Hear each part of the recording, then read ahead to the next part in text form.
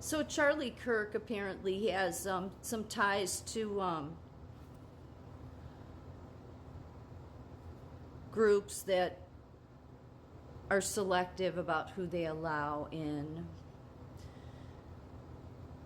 and tied to policy. So I'm so sick of these people. I'm so sick of all of them, whether they're on the right or the left.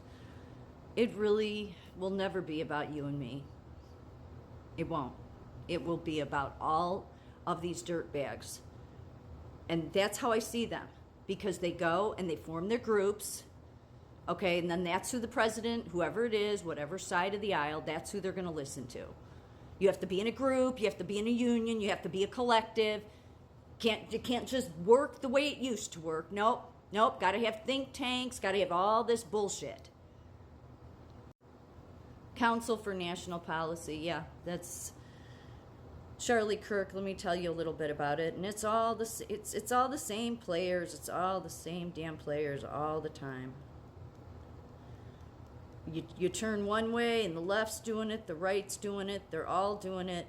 So what gets forgotten when you have this going on is that the everyday man and woman, that is truly how the everyday man and woman is forgotten, because these people are the most selfish, in my opinion, god-awful people.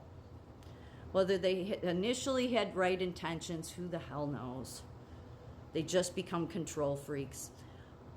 In November 2019, that's going a little too far. The Council for National Policy is an umbrella organization and networking group that advocates for conservatives and Republican Party initiatives in the United States.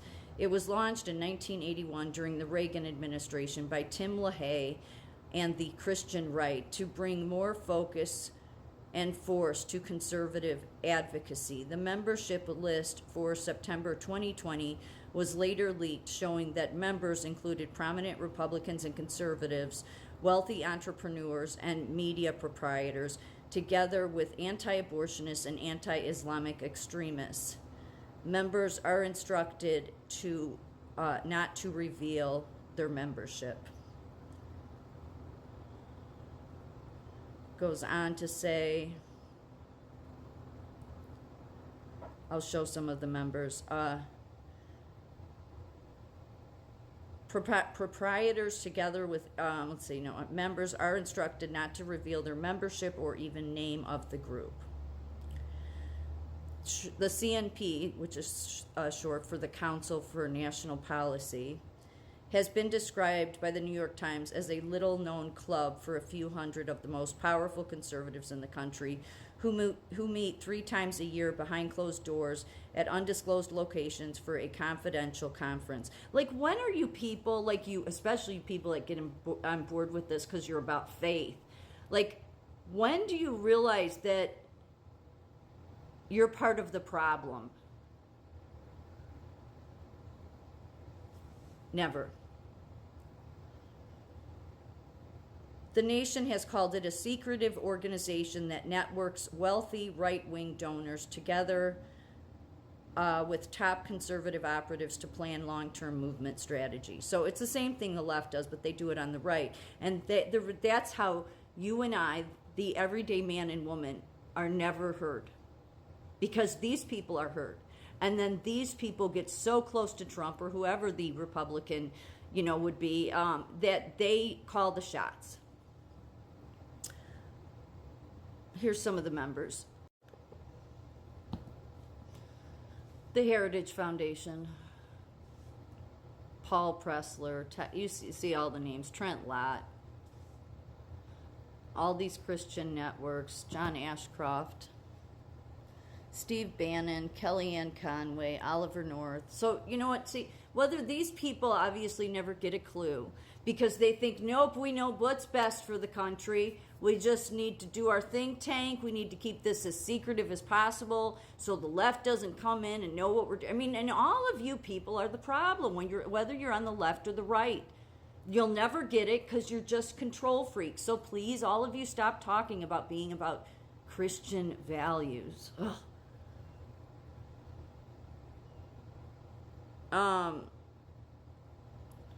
Trump did give a talk to this group back in the day.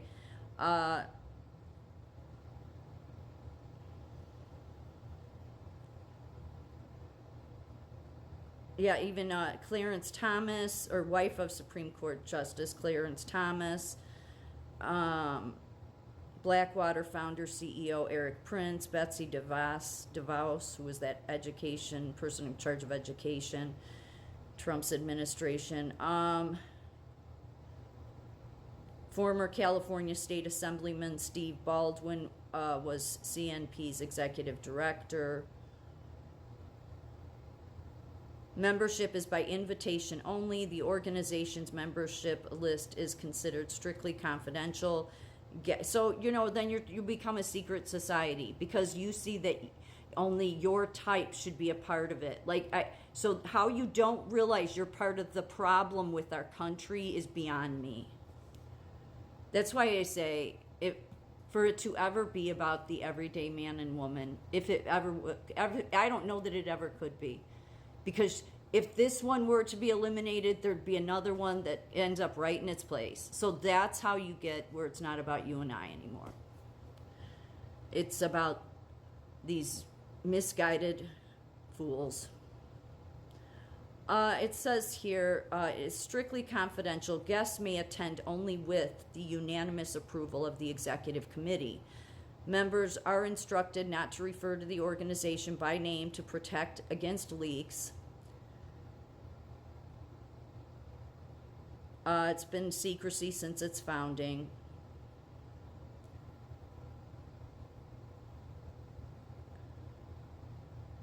Goes on here, which is really disturbing. It says the group meets 3 times per year. This policy is said to be similar to the long-held policy of the Council on Foreign Relations. That's what this reminds me of. To which the CNP has at times been compared to. Yeah, I can see why. CNP's tax-exempt status was revoked by the IRS in 1992 on the grounds that it was not an organization run for the public benefit. Well, yeah, that's my point. None of these groups are about the public benefit. And Charlie Kirk is the spokesperson and CNP Action political arm of the Council of National Policy.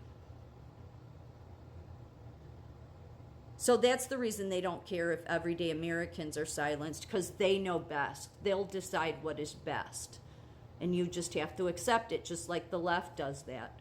Aren't you a little tired of it? I sure the hell am. Leading members of the CNP voted in a meeting at the Grand American Hotel in Salt Lake City on September 29, 2007, to consider launching a third-party candidate if the 2008 Republican nominee were pro-choice.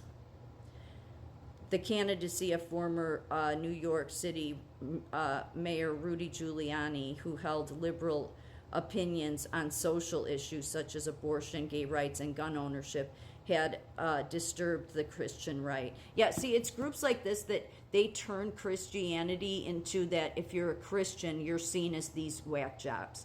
That you're so far right, you never consider abortion for any reason. You're so far right that you want to, remove the separation of church and state.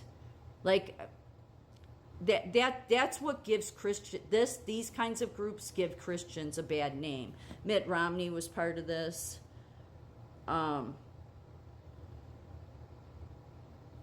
CNP has membership links to the Committee for the Free World, whose many other members include, among others, some members of the Unification Church of the United States, some Republican Party leaders, and counter-revolutionaries. In 1999, a speech given by CNP by Republican candidate George W. Bush. So, same old swamp, same old bullshit. Will it ever be about the forgotten man and woman? I don't know that it ever can be. I pray for that all the time. That someday somebody will come along and actually make it about the forgotten men and women. But it never can be, as long as these groups have the majority and they're given a platform and they silence the everyday forgotten man and woman.